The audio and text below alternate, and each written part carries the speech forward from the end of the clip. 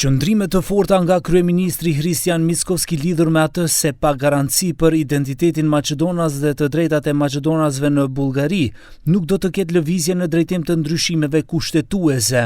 Ai shkoi edhe më tej sa i përket mundësisë për tejkalimin e çështjeve të eurointegrimeve dhe tha se këtë qëndrim do ta përcjell edhe tek ata që do të vinë pas tij. Ndaj kritikave të LSDM-s opozitare u përgjigj se ata janë ata që shesin identitetin Maqedonas duke rrezikuar strategjinë shtetërore.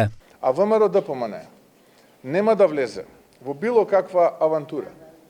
Се додека нема јасен крај, прво, и второ, се додека не биде гарантирани човековите права на македонската заедница кај нашиот источен сосед. Нема да се поместиме нити милиметар, ќе чекаме. Ако не ние, ќе го пренесеме на тие кои што нас ќе не следат. Ако и тие не успеат, и тие што нив ќе ги следат. Македонскиот идентитет нема простор повеќе да биде распродаван. Mickovski me këto deklarata konfirmoi se nuk e ka ndërmend ta fuz vendin në BE dhe se për shkak të kësaj e ardhmja e vendit dhe e gjeneratave të ardhshme është vënë në pikpyetje, komentoi kryetari i LSDM-s Venko Filipçe.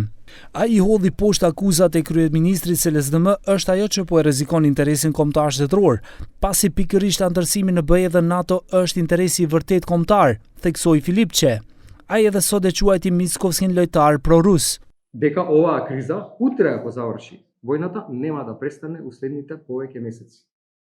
Гледаме како се одвиваат работите, во Европската унија веќе укажуваат и припремаат граѓаните да ја намала динамиката на возење на автомобили и кој може да работи од дома.